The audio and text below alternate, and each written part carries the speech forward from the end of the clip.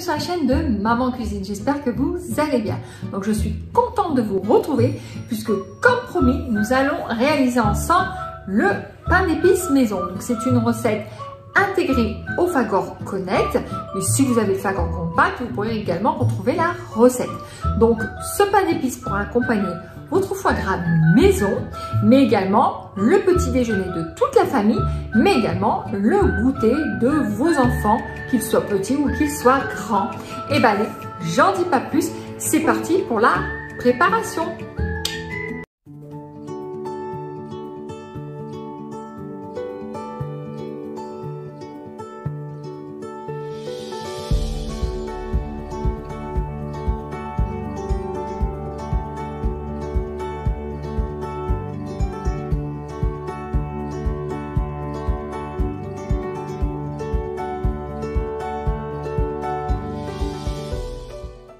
Allez, c'est parti pour la réalisation du pain d'épices. Alors, d'abord, une chose importante, où trouver la recette du pain d'épices? Eh bien, c'est très simple. Quand vous êtes sur votre page d'accueil de votre robot, vous cliquez sur le logo Gourmandise à toute heure. Et là, il faudra faire défiler et vous verrez que la recette du pain d'épices apparaîtra. Ensuite, moi, je l'ai déjà mis dans mes favoris, donc j'aurai plus qu'à cliquer sur la petite étoile. Donc la recette est pour 6 personnes, mais moi je vais la réaliser pour 3, donc je vais diviser mes ingrédients par 2. Voilà, par 2, comme ceci.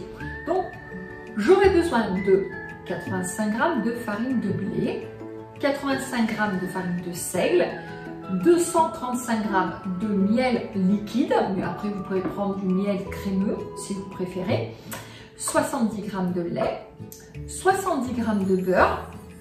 Il me faudra 3 g d'épices à pain d'épices, 26 g de sucre roux ou cassonade, un œuf entier et pour finir de la levure chimique, il m'en faudra 6 g de levure chimique, pas 3, 6 g de levure chimique. De toute façon, ne vous inquiétez pas, vous retrouverez tous les grammages de mes ingrédients comme d'habitude en barre d'infos à la fin de ma vidéo. Et bien allez, j'en dis pas plus, on commence la réalisation du pain d'épices. Et bien allez, c'est parti. Donc désolé, j'ai tourné mon robot face à moi parce que à force de se tortillonner, je vais me faire un mal de dos. Donc surtout que j'ai eu mal au dos il n'y a pas très longtemps, donc je vais éviter cela.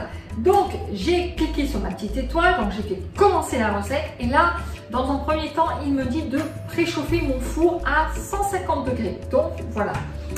Ensuite, il me dit de couper le beurre. Donc, je vais passer à l'étape suivante en appuyant sur la petite flèche.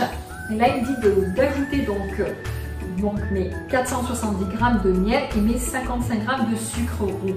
Mais comme je vous ai dit, ça c'est pour 6 personnes les ingrédients. Donc, moi, j'ai divisé par 2. Donc, je vais dire OK. Donc, je reviens, je prends juste une maryse. Tada! Voilà, ce sera quand même plus pratique pour racler le miel. Donc je vais mettre mes 235 g de miel, voilà, dans mon robot, comme ceci. Là. On n'en perd pas une miette, voilà. Hop. Ensuite, à cela, je vais ajouter donc mon sucre roux ou ma cassonade, comme ceci, voilà. Hop. Et ensuite, il me dit de fermer le couvercle, de mettre le bouchon mesureur, voilà. Hop, je vais le fermer, le clipser comme ça. Et là, donc, je n'ai rien à faire, comme je dis à chaque fois dans mes vidéos, mais j'aime bien le rappeler, je le rappelle à chaque fois. Du coup, 70 degrés, vitesse 3, pendant 4 minutes. Donc, le temps que le miel puisse cuire. Et on se retrouve dans 4 minutes. C'est parti! Eh bien, donc, on continue. Donc, petite flèche, tu me dis d'ajouter donc le beurre. Ok. Pareil, je mets mon beurre. Alors, délicatement, parce que comme ça c'est chaud, le miel, il ne faudra pas s'écouler. Voilà. Je peux vous dire que ça sent super bon. Avec le miel là, c'est sympa. Et donc là, toujours pareil, hein, ça c'est la magie des robots, vous n'avez rien à faire, c'est tout programmé. Il me dit vitesse 4, 30 secondes. Ensuite, donc, petite flèche. Là, c'est très simple, il me dit donc de poser toute ma farine et tout le reste de mes ingrédients, la farine, de sel, de blé, la levure chimique et les épices, donc c'est déjà tout pesé. Donc, ok. Donc, ajoutez la farine de blé. Ok. Voilà. Pas bien avec le doigt dans mon cuisine, mais c'est pas bien grave, on va faire ça. Ensuite, il me dit donc la farine de sel. Voilà. Ne vous inquiétez pas, j'ai une doigt propre. Ensuite, eh bien, la levure chimique. Voilà, j'arrivais plus à trouver mes mots. Ensuite, eh bien, donc mes épices à pain d'épices. Voilà. Et ensuite, c'est tout bon. Donc, vitesse 4, 30 secondes. Allez, on referme.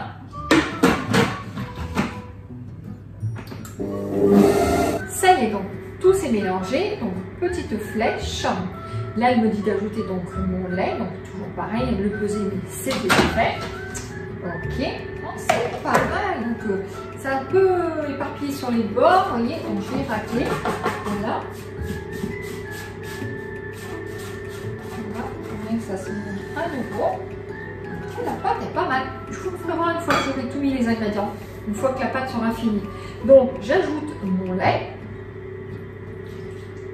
Voilà. Ensuite, eh bien, j'ajoute l'œuf. Voilà, normalement, il en faut 2, mais comme je vous ai dit, je divisais mes ingrédients par 2. Voilà. Hop.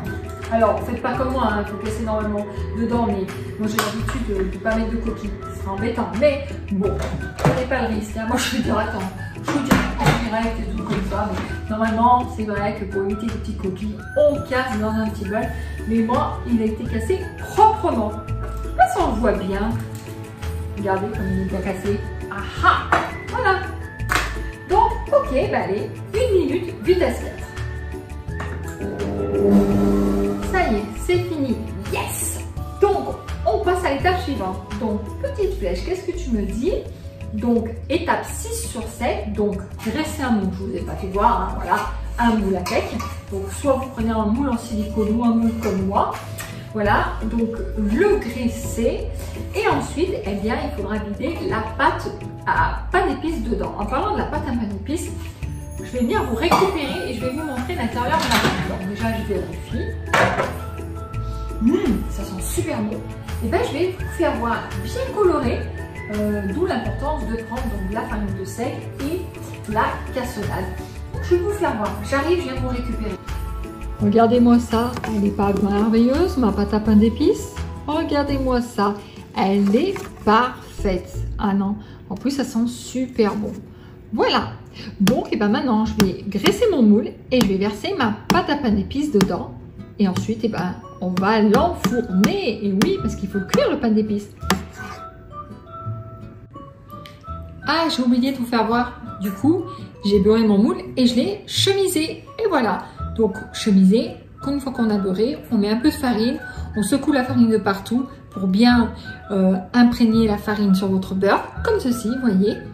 Et ensuite, on enlève le surplus de la farine. Et oui, parce qu'on ne veut pas de la farine en plus dans la pâte à gâteau. Voilà! Cool! Et bien, on continue la suite.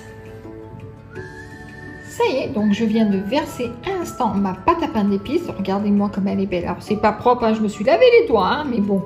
De toute façon, ça va partir en cuisson. Vous voyez, je vais la goûter. C'est super bon. Moi, j'aime bien. Alors, je ne sais pas si vous êtes comme moi, mangez la pâte crue. Moi, j'adore ça. On dirait que j'ai gardé mon âme d'enfant. Bon, voilà. Non, mais plus sérieusement, donc maintenant, il va partir en cuisson. Donc, four à 150 degrés pendant 1 heure. C'est ce que Fagor conseille.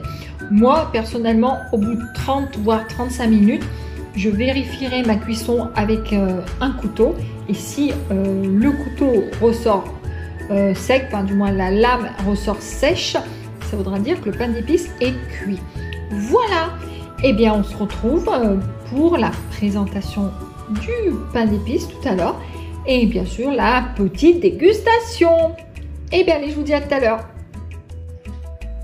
Donc, voilà mon pain d'épices. Regardez-moi comme il est beau, bien moelleux. Et en plus, il sent super bon. Et bien, écoutez, maintenant, on va passer à la dégustation. Donc, je vous ai montré à l'instant mon pain d'épices de près. Donc là, je vais vous faire voir découper. Regardez-moi ça, comme il est beau. Vous avez vu? On voit, il est hyper moelleux. Puis alors, je vous dis pas, la petite tranche sympatoche comme ça.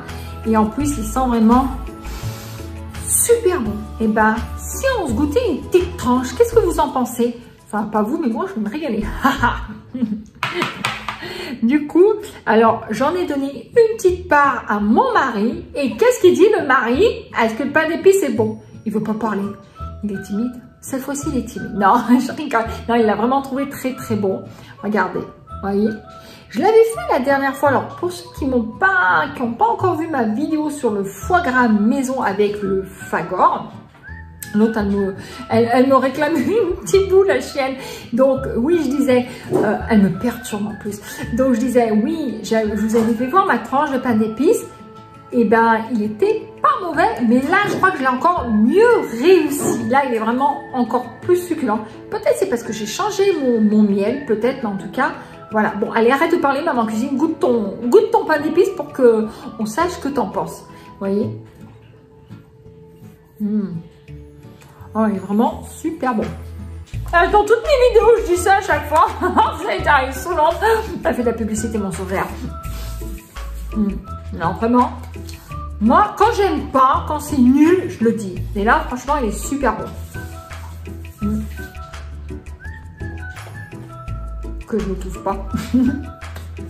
Non, il est vraiment super bon. Il est hyper moelleux. On le voit d'ailleurs, je vous montre. Regardez ça. Oui. Il est boui. Il est moelleux. Donc, il est vraiment moelleux. On sent bien les épices à pain d'épices. Ça parfume parfaitement.